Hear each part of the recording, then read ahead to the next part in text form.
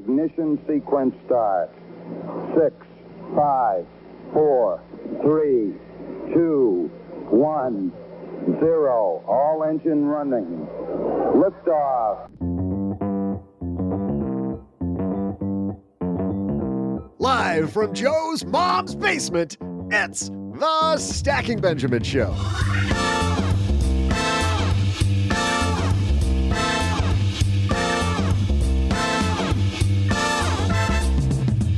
I'm Joe's mom's neighbor, Doug, and today you'll learn why valuing rookies can make you a better leader with NASA astronaut Dr. Mike Massimino. In our headlines, a cautionary tale from the National Hockey League. What does hockey have to do with your money? Maybe more than you rink. See what I did there? Plus, we'll throw out the lifeline to Stacker Drew, who wants to know what to do with his employee stock ownership dollars. And then I'll share some propelling trivia.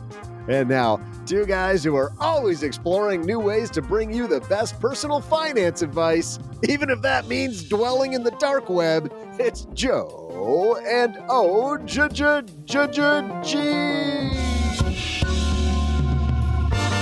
Hey there, Stackers. Here we are helping you round the corner and head for home on 2023. I am Joe Saul-Sehy, Average Joe Money on Twitter, and welcome back to the Stacking Benjamin Show. I'm super excited. I know I say that every show, guys. I'm super excited, but come on. Today, Mike Massimino. This dude has a recurring character, had a recurring character back when The Big Bang Theory was a thing. He's been everywhere. Forget about how much intelligence it takes to become an astronaut. He was on The Big Bang Theory. Yeah, he was on Big Bang Theory more than once. He was a TV star. Forget about his 2 masters and his PhD and his MIT and the fact that he risking his life to go into space for research. This dude's on one of my favorite comedies. That's the best thing. Yeah. Hey, so what's Melissa Rauch like in real life, Mike?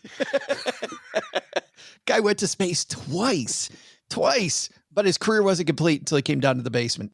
Another guy whose career wasn't complete until he joined the team or helped found the team, Mr. OG, across from me. How are you, man? Thanks for that clarification. You know what's better than finding a $10 bill in your pocket? $10 bill in your pocket. You know what's better than that?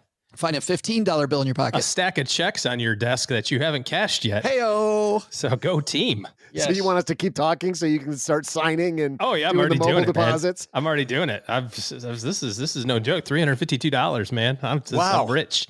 That's a good day. That's a great day, Bottle of wine for you. At least a third of one. There is a lesson here, kids, around cleanliness that Mom tries to teach us all the time. The desk is clean. It's just not particularly organized. Mike Massimino coming down to the basement. Before that, we're talking hockey. You guys into hockey? Hockey. No. Well, playoff hockey. Yeah. Let me, OG, tell you how the game of hockey works. That sounds like a game that I used to play called Slap and Tickle. Minus the tickle. Maybe it's just slap. Well, listen to the rest of us. This is how they clarify that. Oh, slap shot. Oh, okay. Yes. Yeah, that's a way different thing than I was thinking. Little just emphasis change there, and you're can't good. Raise your stick above your shoulders. Well, you'd be surprised what I can do. That advice goes both ways. Dr. Mike Massimino. Never see me in action, Doug. We got to get the heck out of this. Thank God. Dr. Mike Massimino waiting upstairs. We got to clean this up, so let's do our headline. Hello, darlings. And now it's time for your favorite part of the show, our Stacking Benjamin's headlines. Our headline today comes to us from the Chicago Blackhawks. This is audio last Tuesday from a press conference, and this is Chicago Blackhawks general manager Kyle Davidson. Last week, management was notified of possible misconduct by Corey Perry. We immediately pulled him from the game and conducted an internal investigation. Upon learning the findings of the investigation, we made the decision to terminate his contract. As this is an individual personnel matter, I will not be able to disclose any details related to the initial reporting, investigation, or the findings. However, I do want to be very clear on this one point. This does not involve any players or their families, and anything that suggests otherwise, or anyone that suggests otherwise, is wildly inaccurate, and frankly, it's disgusting. Whoa. Sounds like not only is Corey's conduct disgusting, but a lot going on. You hear all the legalese in there, guys? Wherefore, there's a little that one too pertaining. Yes, a little bit of HR involved in this. Now, people wonder, and I apologize for non-hockey fans, like why bringing this up, Joe? This is the time of year, guys, when you go to the company holiday party. I can't tell you how many company holiday parties I've been to where I've seen people do career-ending things.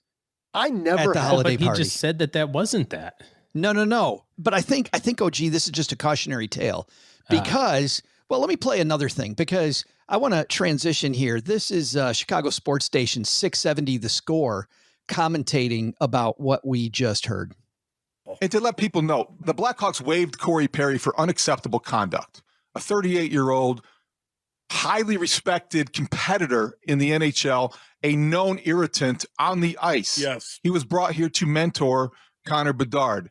They cut him loose because of unacceptable conduct. They said he violated a standard contract. Yes. That's not just saying that, well, there was some bad conduct. That is, he violated the terms of his contract, which again is legalese for we're not paying him. It was a workplace matter. Those are the words used exactly by Kyle Davidson. That's right.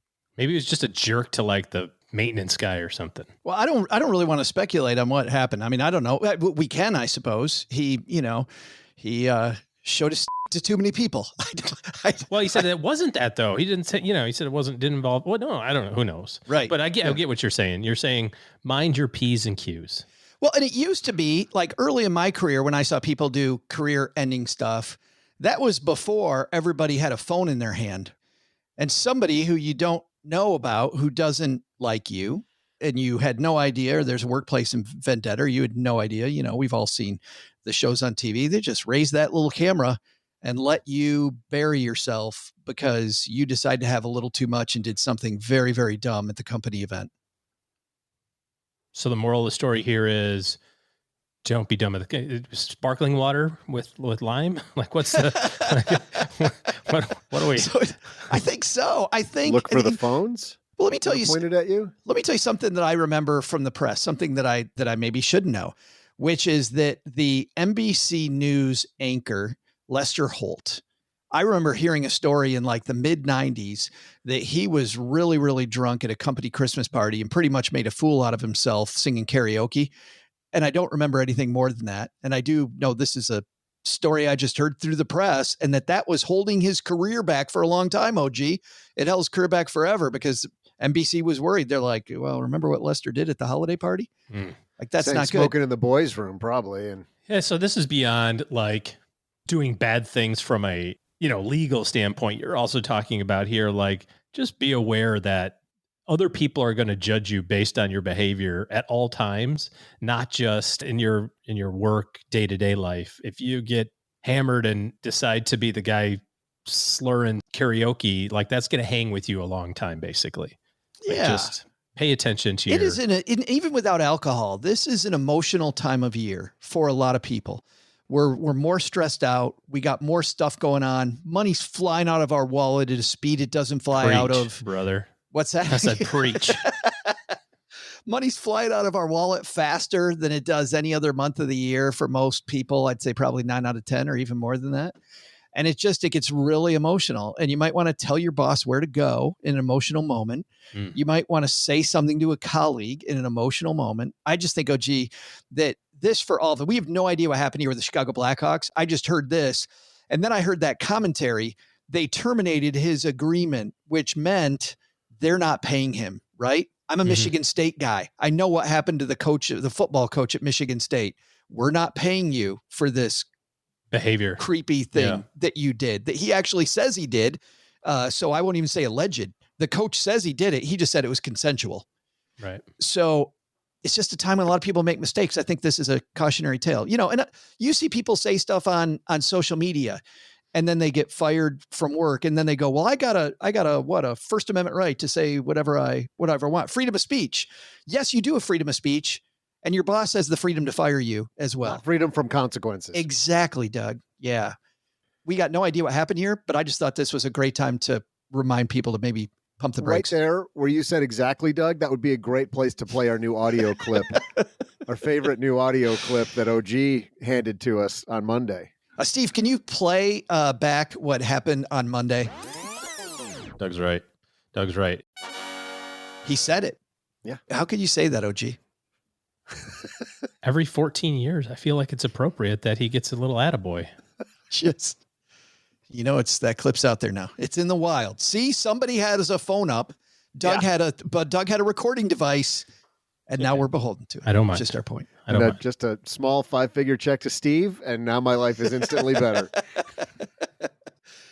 Coming up next, by the way, before I tell you who's coming up next, we're going to dive into the topics our guest is going to talk about and more into this in our newsletter, the 201 that comes out every Tuesday and Thursday, stackingbenjamins.com/201. We have curated links from our friend Kevin Bailey, who just does an amazing job of finding phenomenal sources to go deeper into all these topics we talk about. So whatever floats your fancy, as Mom says, we can dive deeper in the 201, stackingbenjamins.com/201. And for those of you that are already subscribed, we have a referral program. So if you know somebody that prefers to read and get good links, we can help you to read. If they're a reader. No, I'm not what you'd call a reader. If you can help them. We'll help you while you help them. How about that? I don't know. Trying to come up with a tagline. Hey, how about this? Dr. Mike Massimino is a guy that I've watched every time I watch any of the NASA, SpaceX, NASA, whoever stuff. He is always the color commentator for those. He also, as I mentioned, has been a recurring character on the Big Bang Theory. He's been in space twice. STS-109, that was Space Shuttle Columbia in March of 2002. And he was also STS-125, Space Shuttle Atlantis in 2009, the final 2 Hubble Space Telescope servicing missions. He became the first human to tweet from space. He was the last human to work inside of Hubble, and he set a team record with his crewmates for the most cumulative spacewalking time in a single space shuttle mission. Guy's done a thing or two, but you know what he hasn't done? He hasn't been here mentoring our stackers. And that's why we have him coming down to the basement to help all of us be better leaders here on Leadership Week with Chuck Wackendorfer on Monday and now Dr. Mike Massimino on Wednesday. But before we get to that, we got a guy doing something that's not rocket science. He's doing trivia. Pretty complicated to do this trivia. Like, just listen to this one. Hey there, stackers. I'm Joe's mom's neighbor, Doug. You know what? All the neighbors here in Texarkana consider me to be a Renaissance man. They know I'm interested in so many things. Art, science, poetry. Unfortunately, the downside of being so naturally gifted in, say, athletics is that I haven't had time to try a lot of other things. One thing I've always wanted to do, go to space camp. It's got to be so fun to float around in the shuttle, eating freeze-dried ice cream and looking at all the planets and stars. I bet I'd make a great astronaut, too. I like driving fast. I love pushing buttons. Switches and toggles are okay, but I mean the buttons, am I right? They're so fun. Not to brag, but this would all be pretty easy for me. And not to mention, if it were possible, I'm sure I'd even be more of a hit with the ladies, if that's even possible. My butt would look awesome in that spacesuit, and they say absence makes the heart grow fonder. Space missions are typically about 6 months long, so that's plenty of time for Joe's mom to really miss me. Between me fixing things around her house and mowing the lawn shirtless, she'd really lose a lot for the half a year. So let's not lose today's trivia question. I thought we did lose it. I thought it was long gone. Reeling you back in. So let's not lose it. Here it is. What Pasadena-based space exploration laboratory was created by Caltech professor Theodore von Karman in the 1930s? I'll be back right after I find out if NASA does any short missions.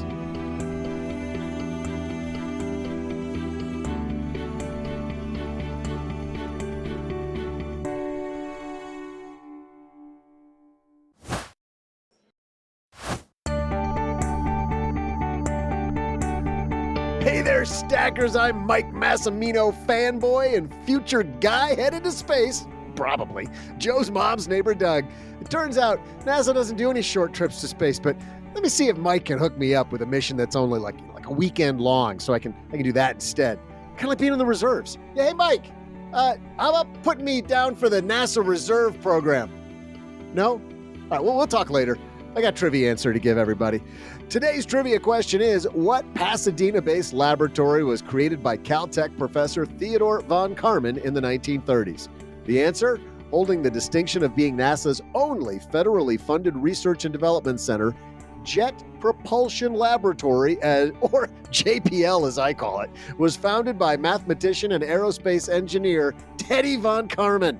That dude was a partier. And now, here to teach you how to make possible the seemingly impossible, it's Dr. Mike Massimino.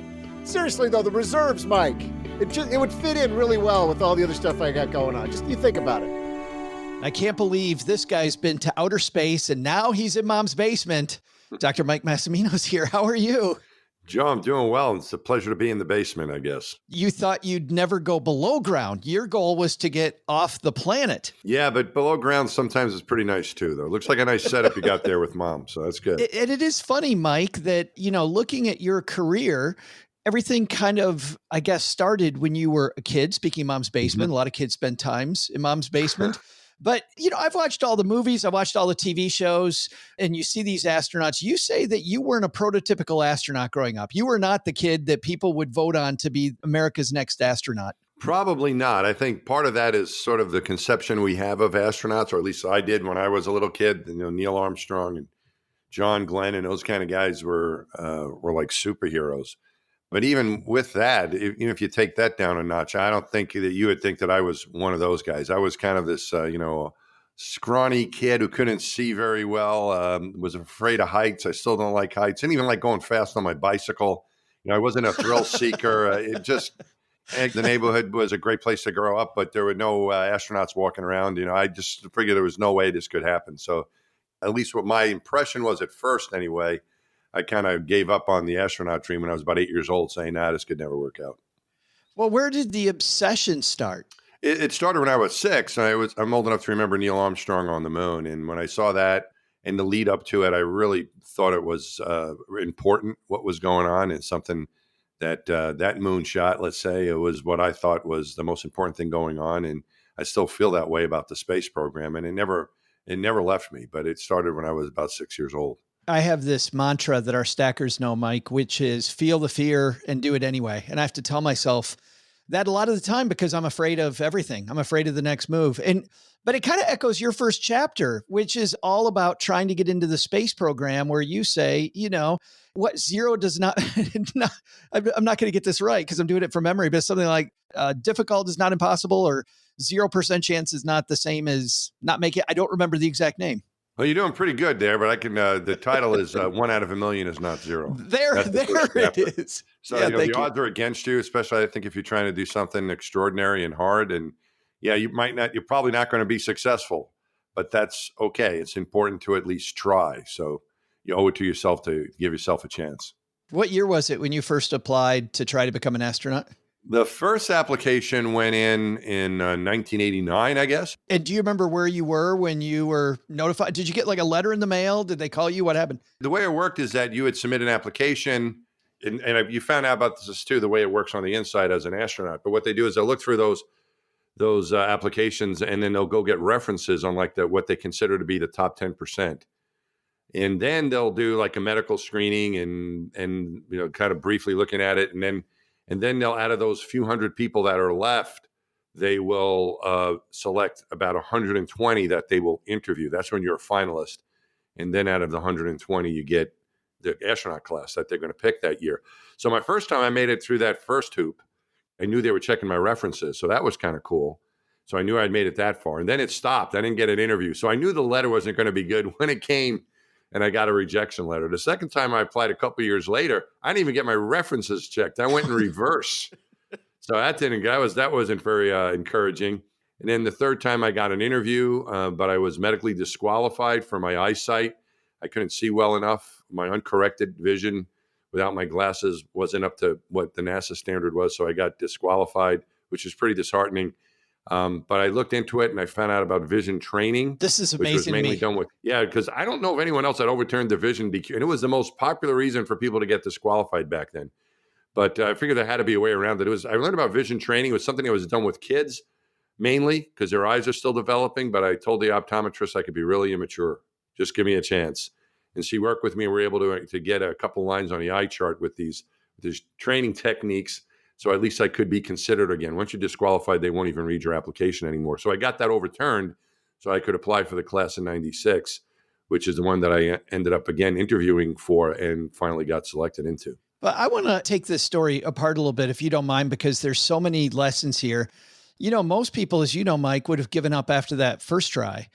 And yet you did it again. And then when you find out that they don't even check your references the second time, you're like, I'm going in reverse. So, hey, I probably shouldn't apply again, but you still applied. What made you keep going?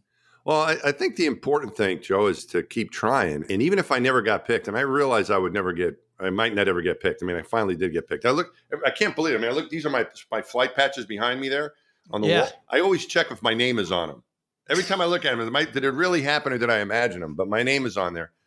So it was something I never thought could ever happen. And I realized that it probably wouldn't.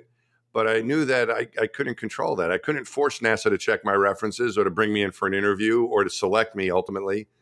But the only thing I could do was keep trying. And I always felt that at least if I was trying, I could feel good about myself.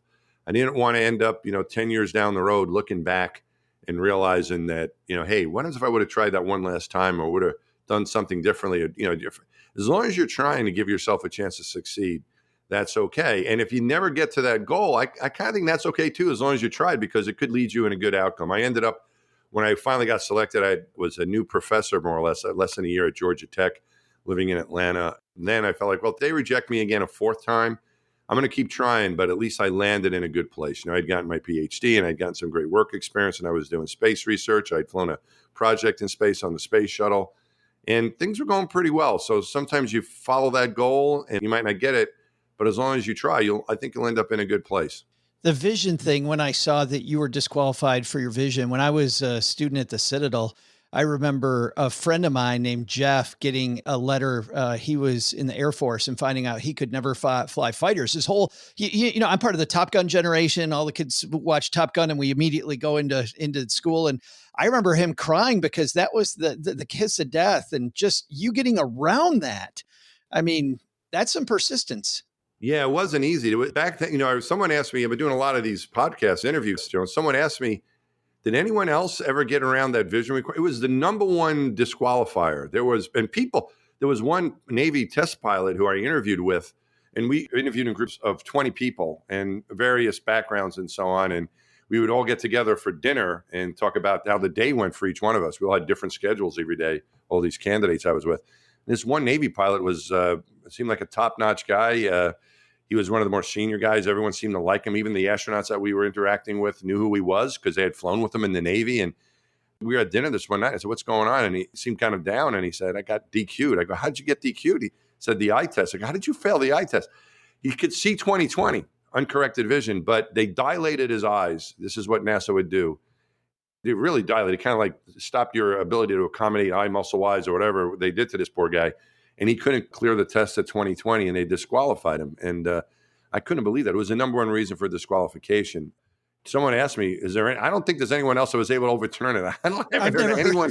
But I was kind of desperate, I guess. I just figured out how to be a way to get around it. And as you mentioned, your colleague with the Air Force, all those rules have changed now, Joe. This is back in the mid-1990s when I was going through this. But the Air Force, NASA now accepts LASIK as long as you're stable. There are certain parameters, but you don't even need to see uncorrected vision that well anymore. As long as you're correctable at 20/20, I think is the latest standard.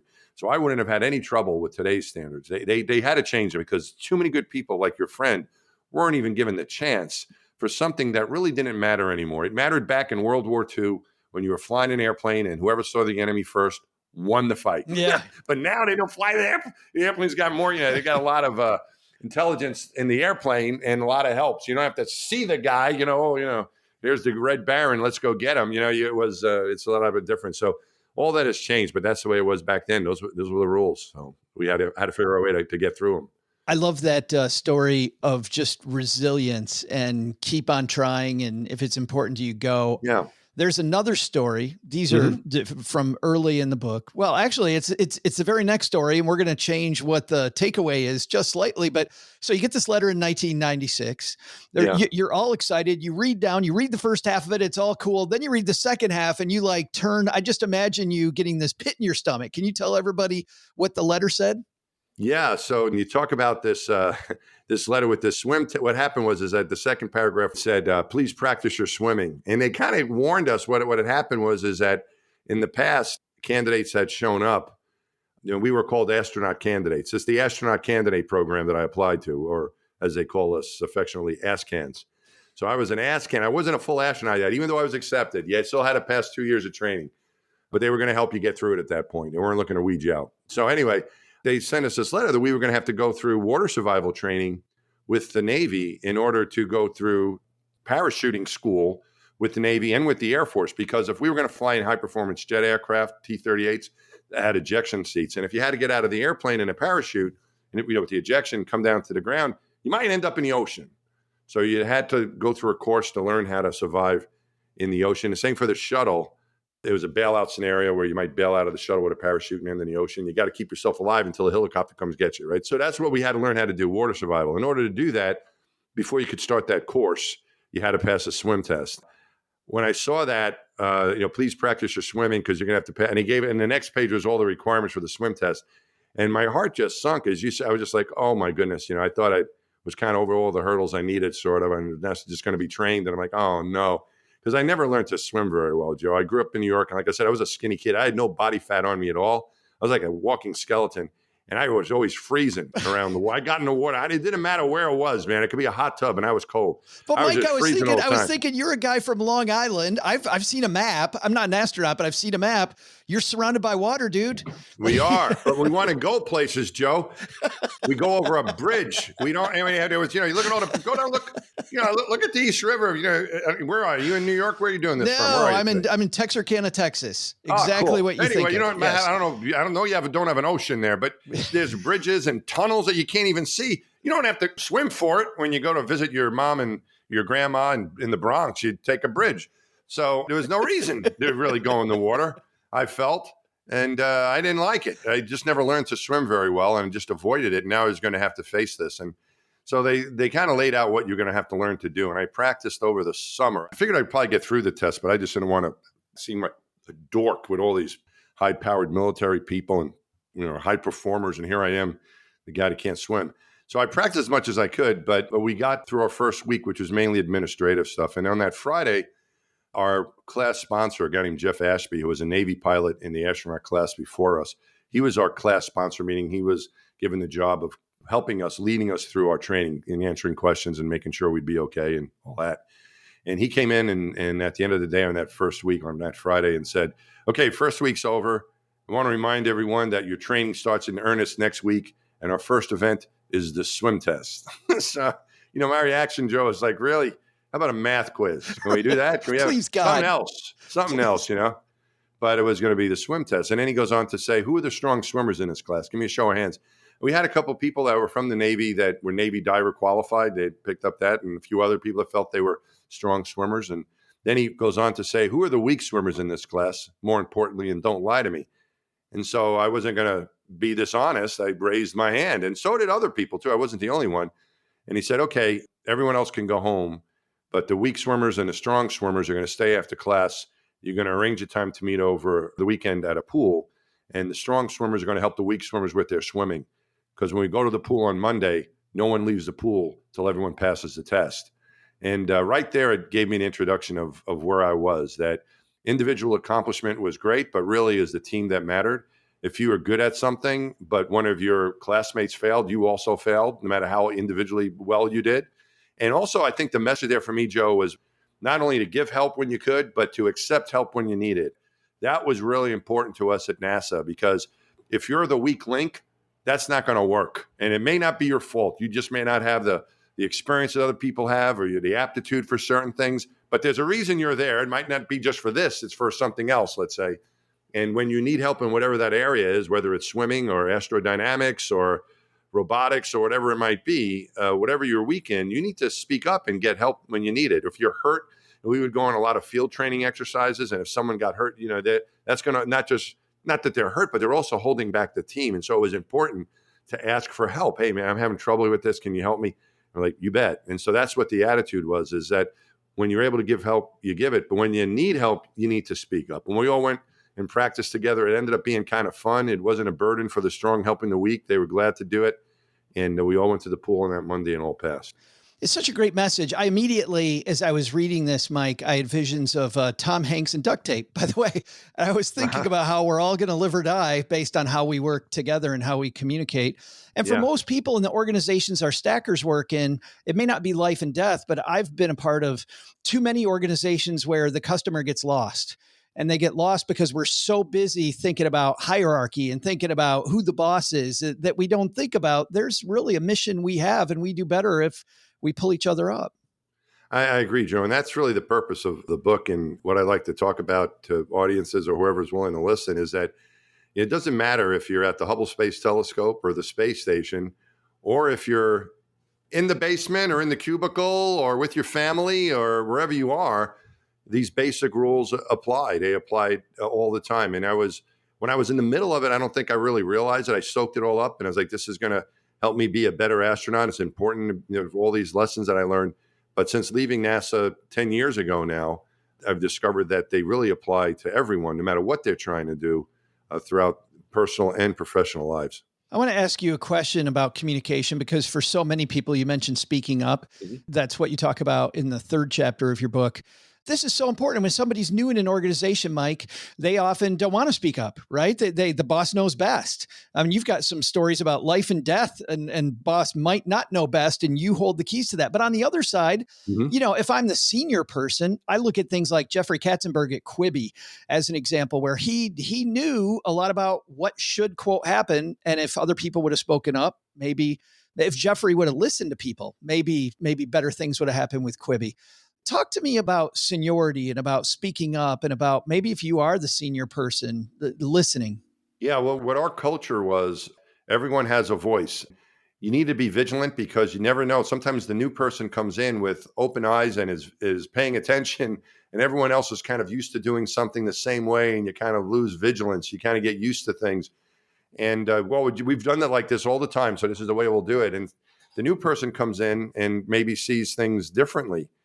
You don't want to squash their creativity. So if you spoke up with an idea, sometimes it might be like an emergency, like, hey, stop that, or whatever the direction might be. It might be in an airplane. The story tells in an airplane where I did not speak up and we were heading in the wrong direction and I knew it, but I didn't want to say anything because I thought the guy knew what he was doing. And what do I know? I only had a few hours in the airplane and I was flying with a very experienced pilot. And then we ended up almost having a midair because I didn't speak up. I learned my lesson there. It's better to speak up and be wrong than to stay silent and be sorry. So what we did with as you mentioned, with the leadership, what was important when you asked about that was that leadership had to be accepting of that, so that when the new person comes up and either stops the action because there's a concern for safety or the good of the company or whatever it might be, that there's an emergency situation. It could be, it doesn't have to be life and death. It could be, as you say, a business situation where things aren't going well. Yeah. And the boss doesn't want to hear about it. That's not a good situation. So the way because our lives depended on it, that's what we operated. But I think it's a good way to operate for everybody, where that when someone has a concern, they need to be heard. And they may not be right or a good idea, a new idea. The new person comes in, oh, why don't you try this? And there's probably a reason why it's not a good idea, but it's always good to listen and then say thank you at the end, because that's what we always say. Thank you is a good thing to say in the cockpit. And we had a lot of situations where someone's very experienced at something and someone's brand new, but we wanted the new person to speak up. And when I was a new person, I felt great that I could speak up without being scolded for being stupid. I would just be told, use it as a teaching moment. We do it this way because of this, there, and this. But thank you for speaking up. And I thought it was always important to encourage it and say thank you, because the next time, if you yell at them or say, shut up, dummy, guess what happens? Next time when maybe it's a good idea, they're not going to say a word. So you never want to squash that creativity. The book is called Moonshot, a NASA astronaut's guide to achieving the impossible. Those stackers are just a few of, there's so many great lessons. I don't know. I came away from reading this motivated and excited and just, loving my team, loving the team that I work with. I did have, if you've got a couple more minutes, our stacker community, we don't get to talk to astronauts. I know we look like we talk to astronauts every day, Mike, but we don't get to. And we had some great questions from our community for you. So if you don't mind, Daniel has one. He asks about the U.S. Returning to the moon. Mm-hmm. How come it took us so long to have a return to the moon? And what are your thoughts about Elon Musk saying crewed mission to land on Mars within the next 5 years? I think it took a long time for us to return to the moon for a couple reasons. One is that it's a hard thing to do. We went there for a visit the first times we went. Going somewhere for a visit, just think of it, if you're going to go to vacation somewhere for a week, pack a bag, you go, and that's fine. But say you're going to go to a remote area and you're going to live there, in the first explorers or settlers go somewhere, you're going to stay there for a long time, and you got to have protection and food and water and healthcare and all that other stuff. It becomes a lot more difficult to do that. So going someplace for a visit is one thing versus, it was a race to get there. They got there, they turned around and came home, and we didn't have a research station, McMurdo, which is international, until 50 years later. So I think that's part of it. It's not an easy thing to do. But I think the other part about it, which is the way things were, when they went to the moon, it was a really special time in our history, in the history of our country and the world. And the United States was in a race with the Soviet Union. And this is the way they were kind of doing battle. They didn't fight it out on the battlefield. Luckily, they fought it out in who was going to do things first in space. And the goal was to get to the moon. And so that was a national objective that was funded as if it was a number one national objective. So the funding that NASA got back then was in line with what they were trying to do. It wasn't, we'll just fake it. We're going to really give the support you need. The other thing I think it did, Joe, and it's interesting, was my son is now a grad student, and he's taking a class on the Apollo program, and we've been talking about this. It really was something that collected the best minds in the world. And it was the United States was focused on it, but also other countries were participating. NASA recruited people from all over the world to do this. It was like the coolest project to work on. It was what all the top scientists and engineers wanted to work on. And it was funded at a level that was commensurate with what they were trying to do. And everyone was behind it. That ended. Once they landed Apollo 11, they had 5 more landings, and then Apollo 13 went but didn't land. You came back famously with Houston, we have a problem. But then it was really a fight to keep the funding. I think it was a fight to keep the funding the whole time. But they were able to keep going, and they were aggressive about it. They failed. They killed 3 astronauts on Apollo 1. They had a fire, but they used that opportunity to do a reset and redesign the spacecraft. They were able to make decisions really quickly. Apollo 8 was initially the first time they sent people to the moon. They didn't land, but it was in Christmas of 1968. And the first time they sent people to the moon, they weren't supposed to send people. It was going to be unmanned, an uncrewed mission just to see if it was going to work. They decided that they had a success with the previous flight, Apollo 7. Let's put a crew on board. And they made that decision like in an afternoon. I don't think it would take years to make that decision now. So they were able to make decisions quickly. They had the budget they needed. They had the support. And they were able to hold off the naysayers of, was this worth it? After they landed on the moon, that kind of went away because the objective was made.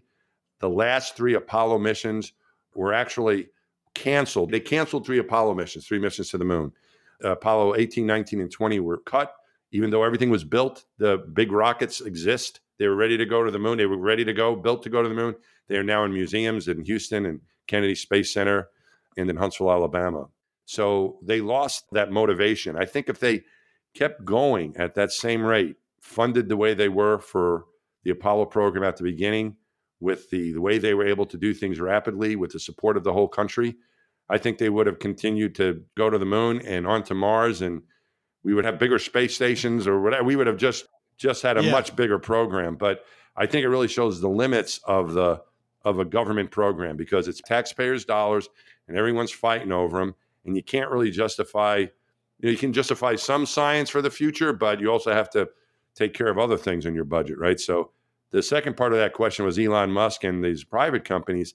That's where I think the hope is right now. I mean, NASA's still doing stuff and they're funded at a level that's pretty good. They're never going to, they decided not to zero out the budget, but not to support it like it was during the Apollo missions. But so they're funded well, but not well enough to do everything that they want to do. And now that we have the private companies involved, NASA's working with them, helped get them started on their way. And they're starting to go on their own now. So I think that gives us the opportunity, now that there's chance for economic benefit in space, now we're really seeing things happen because the private companies make decisions quickly. They're dealing with making money from government contracts, but also what they project they can make from the rest of the world buying their services. So So now I think we're really starting to see a lot of progress in the last couple of years. And I think that's going to continue. That's our biggest hope right now. Yeah, the last few years have been so much more exciting. I was born in 1968. And so I feel like over time it's just gotten, less and less. And then, man, the last 5 years have been exciting. Karen asked something, with those answers, you're talking about the future of mankind. I think this is probably more important. Karen's question: what's the backstory of you and the Big Bang Theory, Mike? And can you give us a look behind the scenes of those episodes? How did you get hooked up with them? I was sitting at my desk one day and I got a call from NASA headquarters, a guy named Bert Ulrich, who's a good friend of mine. And he still is the guy that handles media, TV, entertainment industry for NASA. Someone wants to make a movie, they ask Bert, and Bert says, "Oh, this is how NASA can help you." So the Big Bang Theory, he came up with this idea of doing something with NASA, sending one of the characters to space. And they wanted to speak to an astronaut to get some background. And Bert called me up and said, "Hey, we think you're the right guy to go speak to him. Are you going to LA anytime soon?" And I was headed out there to see my son in a water polo tournament. So they said, "Well, go by this Warner Brothers studio when you're out there and you have a few minutes." And I did. And I went to the writer's room and I got to meet Chuck Lorre and Bill Prady, the guys who created the show and the writers. We were just talking like we're talking here. I was telling them goofy stories. They were asking me stuff. And I was telling them just, silly astronaut stories. And they loved it. And then I helped them with a script. And I went to a screening, taping of this one episode where he's going to go to space. I try to add a little realism to it, like where it would make sense that they would be sending this guy. And then like a few months later, we made friends and we would stay in touch a little bit. But a few months later, I get a note from Bill Prady and he goes, "Mike, we have an idea. We wonder if you can act. We would like you to come in for a cameo." And I said, "I cannot act." The last time I had a role was in the third grade. I played Rufus Robin. I was a bird. And it's Rufus Robin's Day in Court. I don't even know if it was a real play, but that was the name of the play. It was a bird. So he said, he wrote back and said, "That's okay. We just want you to be you, and you've been you for a long time. So just be you." So that was it. So I came in and did the one cameo, and that ended up leading to 6 more. But I didn't know what I was getting myself into, but it was really fun. I think the behind the scenes on it was so much fun for me because everyone was just really nice. Mayim Bialik, for example, one of the stars of the show, is now host of Jeopardy and other things. She wrote a very nice blurb on the back of the book. And, I'm in touch with a lot of this cast still and the writers, and Bill Prady and I are good friends, the creator. So it just a good community of people. I that's the area I'd like to do more in, not necessarily acting, but just hanging around with these people, and helping them, come up with nutty astronaut stories to put in TV shows. I kind of like doing that. I could imagine that first thing though, Mike. I could imagine you going, no acting, no swimming, please. Yeah. Acting's a lot better than swimming. I didn't figure I'd get, I was afraid of drowning when I was out there swimming. But. This, of course, being a financial show, Annette, we'll end with Annette's question. Annette said, "Did you experience any shopping withdrawals while you were on the space station? And how did your shopping habits change after you returned to Earth?" How about you've probably never gotten that question. No, I don't really have. My shopping habits, I think back then, I was working for the government. So we were paid like government employees, which is you're paid okay, but you don't make a whole ton of money. So I think my shopping habits mainly back then were just trying to pay the bills, man. I was like shopping, where's my cheapest cable bill going to come from? And what energy company can I go? That's what I was shopping for, and good deals on it when my car broke down. Well, somebody actually did ask that. Speaking about cable, somebody else had a question, and I apologize to our stackers because I don't know who it is. Oh, it's Matthew here. Paying the cable bill. You're in space. How the hell are you paying the cable bill while you're in space? Yeah. My missions weren't all that long. So I was gone. I was in quarantine for a while, and then I was in space for a couple of weeks. But I think I just paid all that stuff as much as I could up front, online. If you're on, it's a good question for a guy, a person in space for 6 months. If their job at home is to pay the bill, they probably do that. We actually did. For things like that, it's actually, I think, a pretty good question because it's not only that, but who's going to mow the lawn and what happens when that roof starts to leak and everything else and you're away, right? So the thought that, for a person who's married, they have a spouse and they could help out with that. That isn't always a good idea either. That doesn't always work out, right? So what we ended up doing is they created a job for astronauts, which was called Crew Support Astronaut. That meant you're helping this guy or, this person.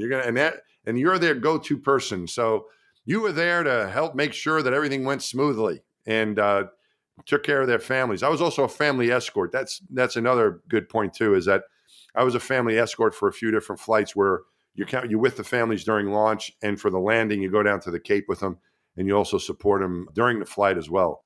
So we created these jobs, the crew support astronaut, the family escort. So they were there to help with those things because, especially if you have a couple kids running around, it's kind of hard to keep track of everything when one person is away from the planet and needs to concentrate on their job. So that was, I think, part of it too, is that you don't want to be worried about who's paying the electric bill when you're doing something in space, right? So NASA tried to give as much support as we could to the families while the crew member was away. What I love, and I think it's a great place to end because I love that comes back to teamwork, right? Yeah. And that you're only as good as the team. And that truly seems like in some ways a small job, but it's a huge job to make sure that all gets taken care of. Again, the book is Moonshot, a NASA Astronaut's Guide to Achieving the Impossible. Dr. Mike Massimino, thank you so much for mentoring our stackers on courage, leadership, and teamwork. I appreciate it. Joe, thanks for having me. It's been a pleasure. This is Chris from Heavy Metal Money. When I'm not raging in a mosh pit, I'm stacking Benjamins. Oh, gee, I think his career's probably complete now. I mean, now he's done it all. If you think about like Maslow's hierarchy of needs, this is definitely the self-actualization part, right? It is. It's the tippy top of that pyramid. We need to go look at his press promo piece after this episode airs and see if he has edited it. Oh, probably prominently at the top now. Why wouldn't you? Duh. Hey, let's throw out the lifeline, help a stacker get better with their money, build their stack. This is the portion of the show where we take a question from our stacker community. If you'd like to be next in line, head to stackingbenjamins.com/voicemail. And you know what? For being brave and calling in with your question, Mom says we should be polite and send you out a greatest money show on earth, Stacking Benjamins tea. So stackingbenjamins.com/voicemail. And today we are going to throw out the lifeline to our brand new BFF, Drew. Hey, Drew. Hi, Joe and OG. This is Drew from St. Charles, Illinois. I recently accepted a new job that will increase my salary by more than 20%. My annual bonus, which is currently 15%, will also increase to somewhere between 25 and 40% of my new salary. It's my intention to pocket these extra dollars and put them into investments or help pay off our mortgage early. My wife and I are currently saving approximately 33% of our income, maxing out both our Roth IRAs, and I'm on track to max out my 401k this year. Our mortgage has approximately $170,000 left with a 2.65% interest rate. My question is that my new employer is 100% employee-owned. As part of my compensation package, they do an annual employee stock ownership payout that is equivalent to 10 to 11% of my base pay and bonus. These funds are then used to purchase employee stock that is put in an account under my name. I cannot access these funds until I end my employment with this new company. How do you recommend I handle these employee stock ownership dollars? Do I ignore they exist entirely or treat them like Social Security? Or should I factor them into my retirement plan? Any insight you can provide would be appreciated. Also, I've seen the way Doug dresses around town, so please throw that guy a bone and give him my free t-shirt. Thanks. Well, unfortunately, we were talking about contracts. Yeah, contest rules prohibit insider trading. Fine. I'll just keep going shirtless around town. This is on you, boys. Promises. We don't want to have to terminate your contract, though. I mean, think about how painful that would be.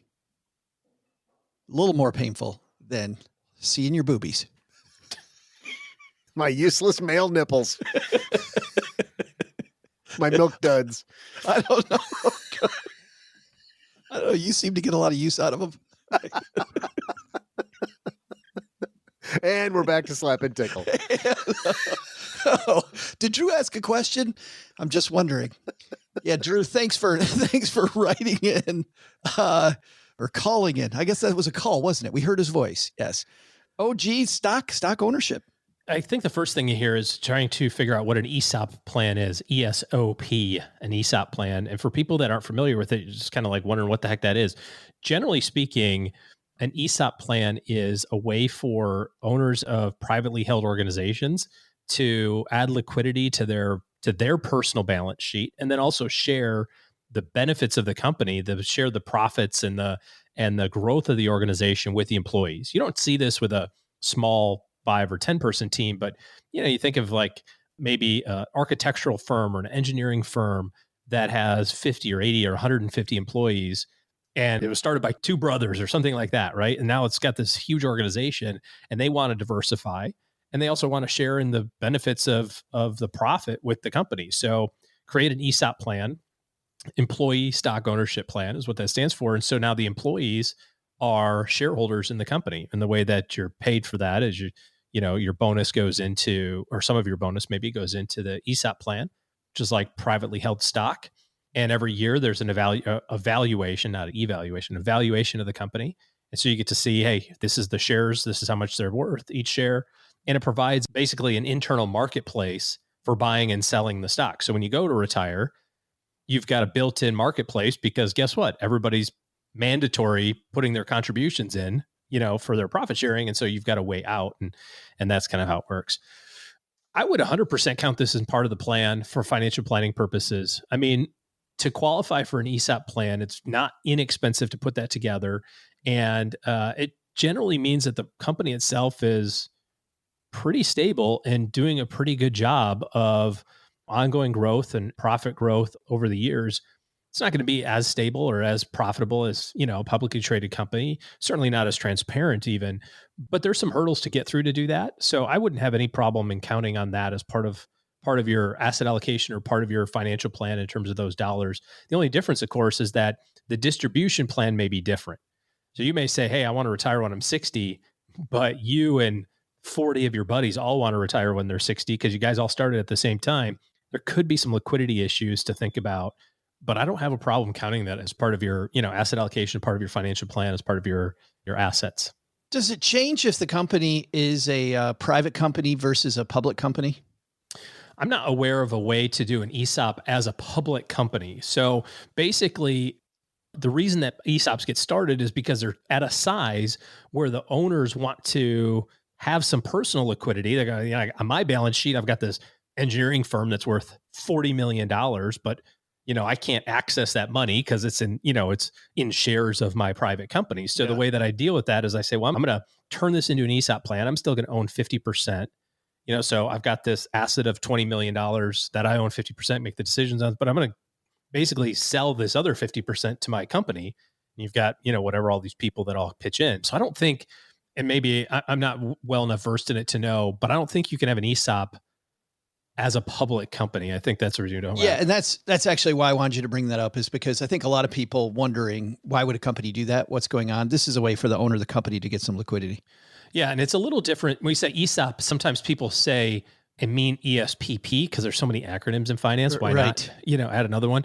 An employee stock purchase plan is a completely separate thing. An employee stock purchase plan is something like, you work at Microsoft and you can buy Microsoft at 15% off, that sort of deal. An employee stock ownership plan, an ESOP, is a whole different thing. And it's, it's kind of what Drew's talking about here. So anyways. And that's the reason why I brought that up, OG. So you said you're comfortable putting it in the plan, but you and I have known business owners that, if they're struggling with liquidity and then you leave the company and you want to exchange those shares then for money, that may become a liquidity issue for the owner. You don't have any problem with, the fact that the owner might struggle to create that cash later on? Well, the thing is that it's out of their hands at that point.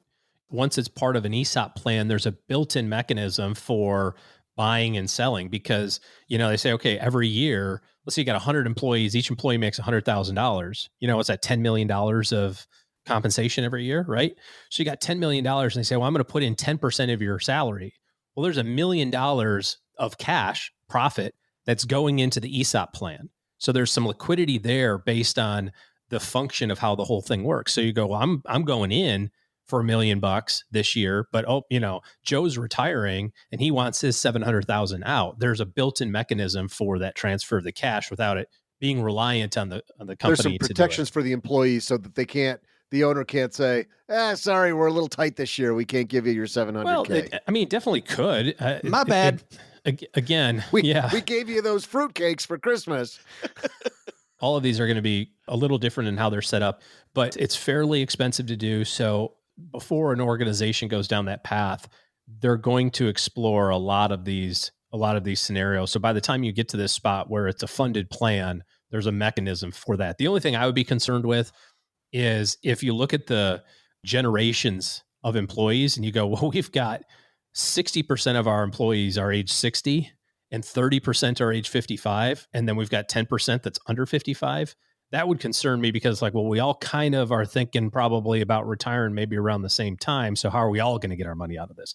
And that doesn't mean you can't, because then you can take that company and you can sell it to a PE firm or, or make it go public or whatever. There's lots of other scenarios there. But generally, ESOPs are great plans and allow you as an employee to literally own, your destiny. You produce good results and you and your employee buddies all do the same thing and you share in the results. So it's a good thing. Drew, thanks for that question. OG, thanks for also explaining how that works. Because like you said, a lot of different ways to own stock in these companies. And ESPP, a lot different than a employee stock ownership plan or some of the many other ways, stock option plans. I mean, all kinds of stuff. stackingbenjamins.com/voicemail. And we will dive into your question next. And unfortunately, Drew, we're going to give you the code. What I would do is use that as a holiday gift for a good friend. I think. There you go. Yeah. Good stuff. Hashtag Doug 2024. Less crooked, right, Doug? Slightly less crooked. Slightly less crooked is the slogan. Thank you so much, everybody, for hanging out with us. Before we go, we got a last segment of this show every week called The Back Porch.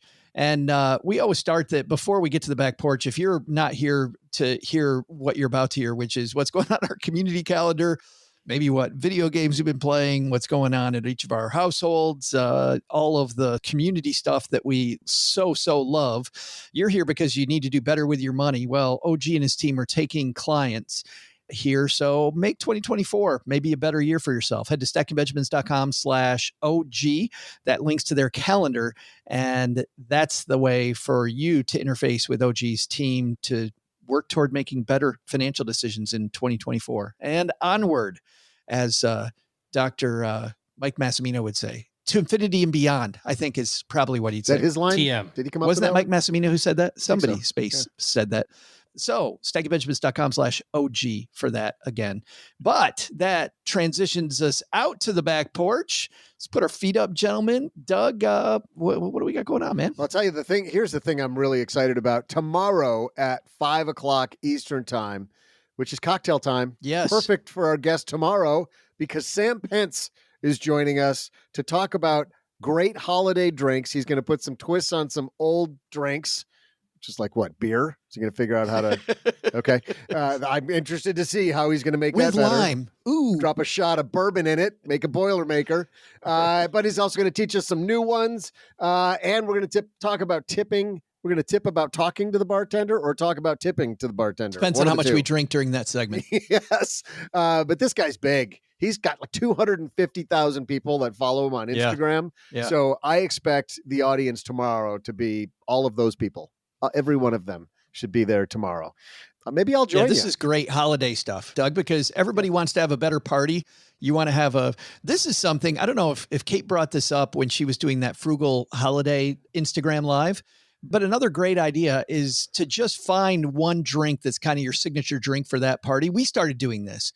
And, everybody will have one of those and then they'll go have whatever they're going to have that party. But friends of ours, Rick and Stella, whenever they started doing this, and it's super fun. You go over to their house and they have a signature drink. If it's July, they have a special, twist on whatever for 4th of July or whatever it might be. Pretty cool. Yeah. My frugal holiday, really year round, is never buy alcohol above your knee on a shelf that's above your knee.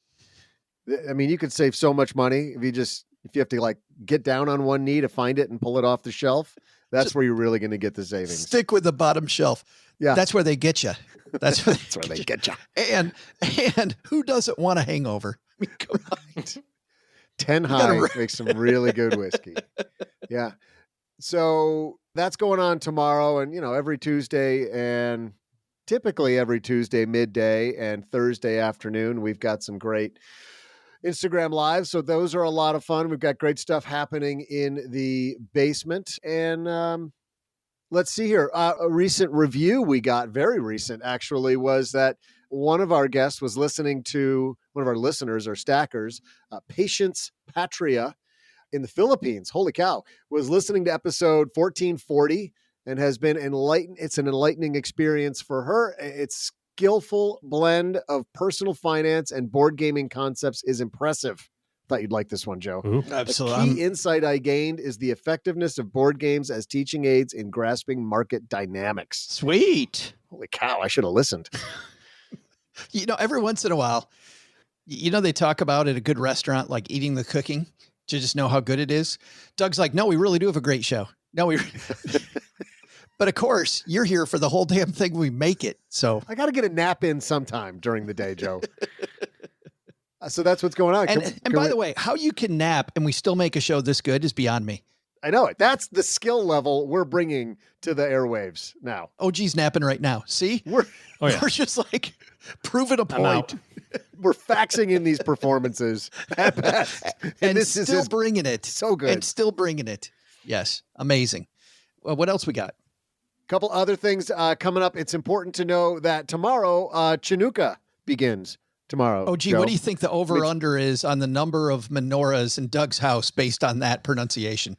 Hey, look. How many menorahs do you think are in Doug's? I have a lot of Jewish friends, and none of them can agree on how to spell that holiday. There's like 11 or 12 different spellings. Some of them have like 2 or 3 Ks in there. There's a couple of Ns. Yeah, being guys from Michigan is as bad as the way you see Mackinac spelled. Like, just pick whatever way you want to spell it. It starts with a W. Right. That's exactly. And there's a number 7 in there somehow. But that starts tomorrow. And then, so there's, we've got 8 days of gift giving coming up for that. And then beyond that, we've got all the gift giving at Christmas time and for so many other holidays this time of year. What I'm really interested in is seeing is what our stackers are buying on Amazon via our affiliate link. Yes. So should we talk about, Doug, how that works? Yeah, explain how that works, because we haven't talked about this in a long time. So, and this is great, by the way. If you're going to buy something on Amazon, we used to have a long time ago a link where you could just go to, you could go to a URL and that would automatically take you to Amazon and it would attach us so that you don't pay anymore, but you support the show. So it's a nice way. Well, Amazon said you can't do that anymore. So what Amazon has done is this. If you go to the show notes page, like let's say Dr. Massimino today, his book, Moonshot, you go to today's show notes, you click on Moonshot, it takes you to the Amazon link. Anything you buy in the next 24 hours, then they give us credit for it. They give us an affiliate credit, which is cool because we don't, and I want to be clear here, we don't get to see who bought what, but Doug, what it does mean is now that we've started using Amazon again the past 12 months, thank you to everybody who's used those links to support the show, but we can see what you bought. And Doug, I think that means we can now bring back a hilarious segment from time to time, which is what fun stuff are stackers buying? We don't know that like Mike Horton bought. We have no idea, Mike. Unmentionable thing. We can't do that. We can't see a name attached to the unmentionable thing that Mike picking bought. on you, Mike, because we love Mike. We do love Mike. Yeah. But we can put stories to what we think is going on. Yes. Actually, we should guess. We should like look at what people buy and then try to align it with the stackers we think. Doug, you missed. We used to do this 10 years ago. We used to do that. I know. All the time. Yeah. Right. But we didn't ever name, like we didn't ever like dox somebody, did we? Oh, no, I'm not going to call somebody. Who do you think bought that sex toy? Right. Yes. And by the way, in the past, people started buying sex toys through Amazon, I think, just so they could hear the shout out. Sure. Okay. That was why. Exactly. Yeah. Yeah, that's exactly why they did it. Remember the like gross of condoms somebody bought, like the XL condoms? Well, yeah, there's nothing too risque on this list yet, mostly because, it's a lot different than it used to be. But to kind of put it in perspective, we've been doing this about a year and we have had 188 items purchased, which is not a lot for an audience of our size. It's mostly because we don't talk about it. But I do find it funny to kind of look through some of this list. The number one thing, Joe, you'll be happy to know, the number one thing on the list is Stacked, your super serious guide to modern, whatever the hell the rest of the title is. Makes a great holiday gift. Yeah. It's like the best holiday gift, probably. Which is weird because it's like double dipping. You get paid for writing the book, but then you also get paid for the click from Amazon for like another nickel. So, and also for what it's worth, the grand total of all of the money that we've received from Amazon this year, earned, because they don't pay it unless you have a certain size check, is $113. Woo! So this isn't like a big thing, but we'll take everything that you can do because it helps offset some costs. We'll take it. And by the way, that double dipping, OG, just to be clear, that's all of our way of sticking it to the man. So if you guys want to help me stick it to the man, Everybody go buy 100 more copies of this book. That'll really learn them. We'll stick it to Penguin Random House and Amazon. Make it a little tougher for Bezos to pay the $153,000 a day to run his yacht. So lots of books, Wealth Habits, Family First Entrepreneur, Good. Real Life Stories of Financial Planning, lots of stuff like that. We've got somebody just trying to be healthy, bought some air filters. Smart idea. God, especially when Doug gets all dusty. Yeah. A couple nice things like Man's Search for Meaning. That's such a great book. So lots of books in the first, top 25. Once we get down to like the next section of 25, we get some interesting things. And I like to just kind of put some, stories in my own mind about this. Somebody bought a Turkish linen towel. I just thought, okay, one towel. Like I don't need 3 of them. I'm just going to Croatian linen towel. I'm just going to get one. Well, it goes with the Turkish bath. Maybe, I guess. By the way, what says I love you more than giving somebody a Turkish linen towel? I think my favorite on this has to be the Taco Cat Goat Cheese Pizza, which... that's a game. Oh, it's a game? What? Okay. That is a game. I thought that was some combination of feline material and a goat cheese, and I was just like... Wait a minute. Taco Cat Goat Cheese Pizza. What kind of restaurant am I in? Exactly. And has the health department been there recently? No, that's a game. That is a game. A lot of families like that game. Oh, well, then I don't feel as odd about that. So that's either a game or somebody hoping. What if they wanted it to be Taco Cat Goat Cheese Pizza and it turned out they get a game? They're like, oh, wait a minute. Hold on. This isn't a cookbook. I'll pass. Son of a biscuit. Hey, thanks for to all the stackers that have supported the show doing that. We always need new equipment. I think we upgraded Doug's microphone this year. We bought stuff, I know, both for Len and for Paula for some live stuff that we're going to do more of in 2024. Some equipment there. I got a mixer that's getting pretty old, so keeping us able to podcast is fantastic. Obviously, we have advertisers that help the show as well, but every little bit helps. So thank you very much to everyone for doing that. And around the holidays, if you're shopping at Amazon anyway, if you'd like to hear yourself mentioned for that crazy gift, as Doug said, hit us up. But it's not why we're here. It's time to turn the corner because, man, we had stocks. We had stacks of stocks. Lots of great info to stack. What would you say are the top 3 on our to-do list, Doug? Well, Joe, first, take some advice from Dr. Mike Massimino and bring as many people as possible into the discussion. By widening the conversations you have, you're much more likely to find the path to your moonshot. Second, take some advice from the situation with the Chicago Blackhawks. Attending the holiday party or have a score to settle at work? Remember that it takes only one dumb moment to ruin years of goodwill. Make a plan for that work event and stick to it. And what's on my to-do list now? Take lots of pictures of myself at adult space camp for my dating profile. Hey, ladies! Say hello to America's next top NASA space camp graduate. Thanks to Mike Massimino for joining us today. You can find his book, Moonshot, anywhere here on Earth, wherever books are sold. Heck, let's amend that. You can find his book anywhere in the galaxy where you buy books. That's better for an astronaut, probably. We'll also include links in our show notes at stackingbenjamins.com, because, they got the internet, like out in space now. This show is the property of SB Podcasts, LLC, copyright 2023, and is created by Joe Saul-Sehy. Our producer is Karen Repine.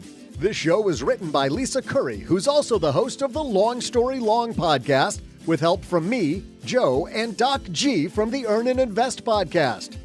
Kevin Bailey helps us take a deeper dive into all the topics covered on each episode in our newsletter called The 201. You'll find the 411 on all things money at The 201. Just visit stackingbenjamins.com/201.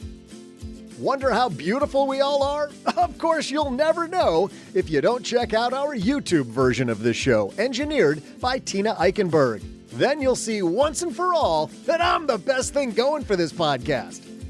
Once we bottle up all this goodness, we ship it to our engineer, the amazing Steve Stewart. Steve helps the rest of our team sound nearly as good as I do right now.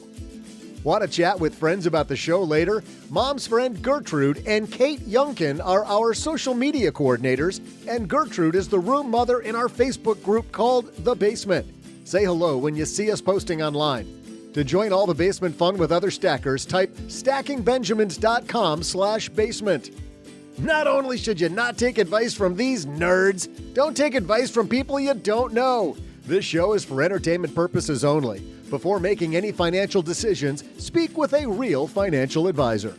I'm Joe's mom's neighbor, Doug, and we'll see you next time back here at the Stacking Benjamin Show.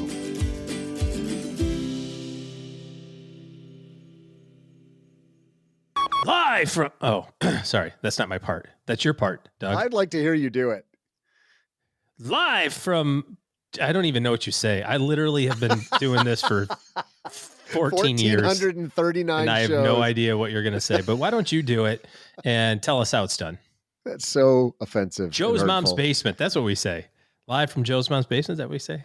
I don't know. Anyway, take it away, Something Doug. like that. Let's see. I don't know. I'm going to make it up. Let's see if I make it up the same as I always do.